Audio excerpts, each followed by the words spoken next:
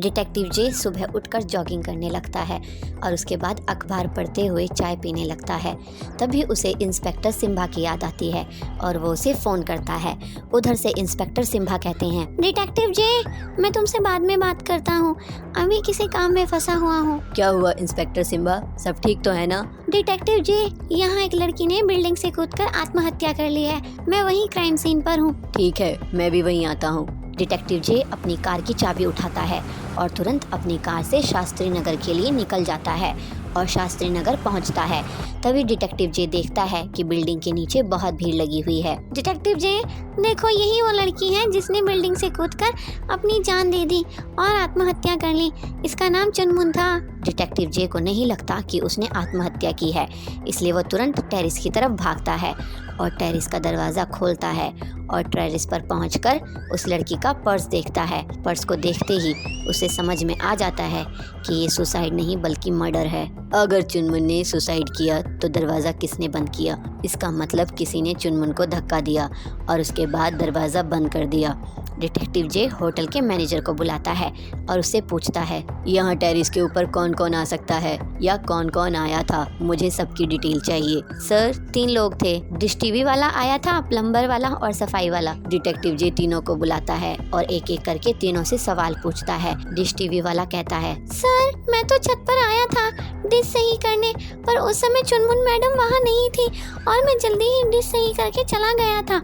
Detective जे ने फिर plumber से पूछा और प्लम्बर ने कहा, सर मैं तो यहाँ छत पर नल सही करने आया था, वो पानी लीक हो रहा था ना इसलिए, पर कसम से उस समय यहाँ चुनमुन मैडम नहीं थी। अब बारी आई सफाई वाले की और उसने कहा, सर मैं तो आज छत पर आया ही नहीं हूँ, मुझे नहीं पता। ठीक है, तुम तीनों जा सकते हो। तीनों वापस चले गए और इंस्पेक्टर सिम्बा और डिटेक्टिव जे छत पर सबूत तलाशने लगे, पर उन्हें कोई भी सबूत नहीं मिला। समझ में नहीं आ रहा है कि कातिल आखिर कौन है। तभी डिटेक्टिव जे की नजर सीसीटीवी कैमरे पर गई, पर सीसीटीवी कैमरा टूटा हुआ था। कातिल बहुत ही शातिर है, उसने सीसीटीवी कैमरा भी तोड़ दिया। तभी डिटेक्टिव जे की नजर सामने गई और उसने कुछ ऐसा देखा जिसने सारी गुत्थी खोल कर रख दी और डिटेक्टिव जे ने तीनों को फिर से बुलाया। सफाई वाले, सच सच बोलो, तूने मारना है ना चुनमुन को? डिटेक्टिव जे की बातें सुनकर इंस्पेक्टर सिम्बा के साथ सभी लोग हैरान हो जाते हैं।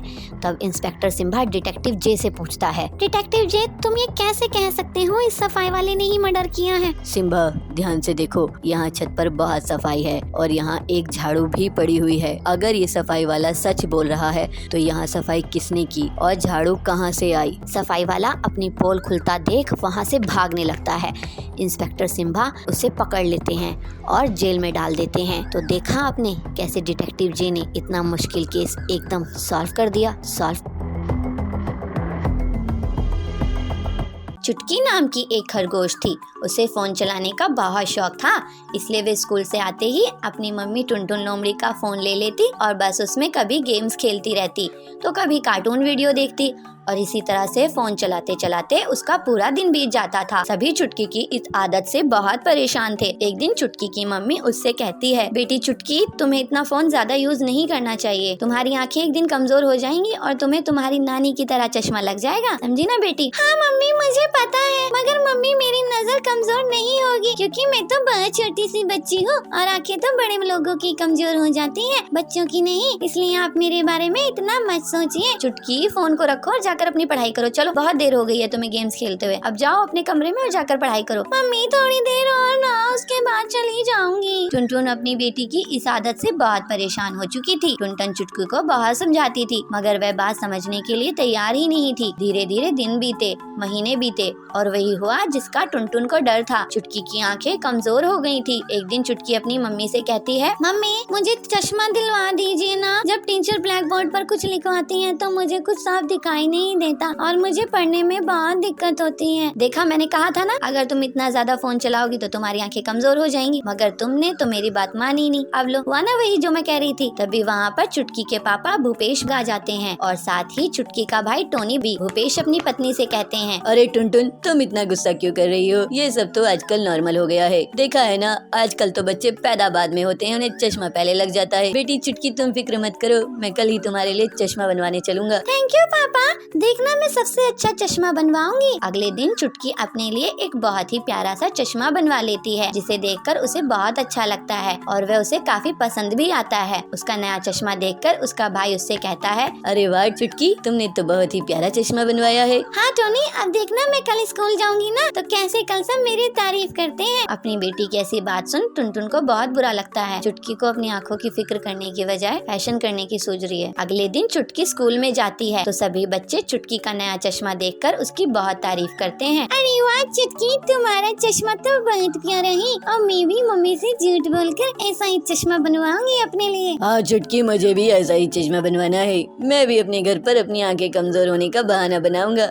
और फिर मुझे भी तुम जैसा सुंदर चश्मा मिल जाएगा। क्या बात है। ये सुनकर सभी हंसने लगते हैं। चुटकी और टोनी स्कूल के बाद अपने घर आ जाते हैं। टुनटुन बाजार जा रही थी कि तभी चुटकी भी साथ जाने की जिद करती है तो टुनटुन चुटकी और टोनी दोनों को साथ ले जाती है। तभी वे रास्ते में दिखती है कि एक बूढ़ी गाय जिसको चश्मा लगा हुआ था वे ठीक से रास्ता पार नहीं कर पा रही थी। तभी टुनटुन कहती है, देखा चुटकी, आंखें कमजोर होने की वजह से वे ठीक से रास्ता भी पार नहीं कर पाई। हाँ मम्मी, बिना चश्मे के तो उन्हें कुछ दिखाई भी नहीं देता होगा ना। हाँ बेटा, इसलिए तो मैं चुटकी से कहती हूँ कि अपनी आंखों का ध्यान रखो, वरना चुटकी की हालत भी एक दिन ऐसी ही हो जाएगी। ये देखकर चुटकी को बहुत बुरा लगता है और वह समझ जाती है कि आंखें कितनी कीमती होती हैं। वह अपनी मम्मी से माफी मांगती है और कहती है, मम्मी मुझे माफ कर दीजिए, मैं अब से आपकी सारी बातें मानूंगी और फोन भी नहीं चलाऊंगी। अब से मैं अपनी आंखों को ठीक करने के लिए सुबह सुबह योगा भी करूंगी। हाँ चुटकी, तुम अगर मेरी ये बात पहले ही मान जाती तो आज ऐसा नहीं होता, मगर अभी भी समय है, तुम्हारी अभी कच्ची उम्र है, अभी भी तुम्हारी नजर ठीक हो सकती है, इसलिए अब से फोन चलाना बंद करना होगा। चुटकी अब रोज योगा करती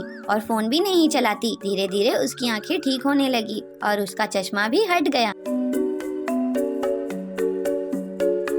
एक गांव में पीलू चिड़िया अपनी माँ बबली के साथ रहती थी। दोनों माँ बेटी खेत में आलू उगाते थे। बेटी पीलू, इस बार बहुत अच्छी फसल हुई है, इस बार हमारा पूरा कर्ज खत्म हो जाएगा, ऐसे बबली कहती है। तो पीलू बोलती है, हाँ माँ, इस बार हम अपना घर भी खरीद लेंगे। लेकिन जब माँ बेटी बाजार पहुँचती तो देखती है कि वहाँ पहले से बहुत आलू बेचने वाले किसानों की भीड़ है और उन्हें बहुत कम दाम मिल रहा है। तो पीलू कहती है, इतने कम दाम में तो हमारी मजदूरी भी नहीं निकलेगी, हम इतने कम दाम में अपने आलू की फसल क्यों बेचे? तो कड़क सेठ कहता है, देखो चिड़िया, बेचना है तो बेचो, नहीं तो अपने घर में इस आलू को रख लो और वहीं पर इसे सड़ने दो। लेकिन बबली और पीलू ने निर्णय ले लिया कि आलू नुकसान में नहीं बेचेंगे। फिर वो दोनों घर वापस आ जाती है। उनके पीछे सुंदरी कवि और हरियाकी आ जाते हैं। ये कड़क सेठ बहुत चालाक है, हमसे इतने सस्ते दामों में आलू खरीद रहा है, लेकिन बड़ी बड़ी कंपनियों को 10 गुना ज्यादा दाम में बेचेगा,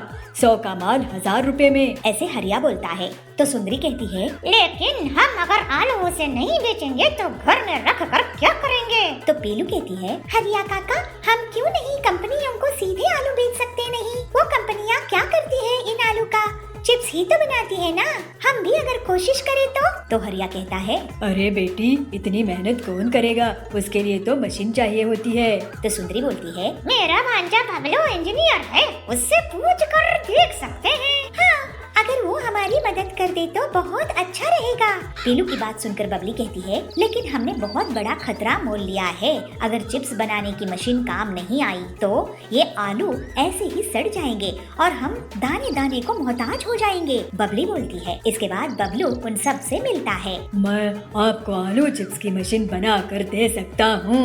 ये सुनकर सभी बहुत खुश हो जाते हैं। इसके बाद बबलू के बनाई हुई मशीन से सभी के आलू काम में लगते हैं और आलू का छिलका छील कर उनकी कटाई होती है, फिर धुलाई होती है और फिर उन्हें हवा के ब्लोअर से सुखाकर तलने दिया जाता है। हम सभी ने इसमें अपनी अपनी कमाई के पैसे लगाए हैं, ये हमें बहुत मुनाफा कराएगी। ये बात कड़क सेठ तक पहुंच जाती है। इस गरीब पिद्दी चिड़िया की इतनी हिम्मत, मुझसे फसल नहीं बेचा और खुद आलू की चिप्स बना रही है, मैं उसकी मशीन में आग लगा दूंगा, फिर देखता हूँ क्या करेगी। उस रात कड़क सेठ अपने आदमियों के साथ पीलू की मशीन को जलाने के लिए जाता है। बबलू उसे रास्ते में देख लेता है। अरे, इससे मजा चखाना होगा।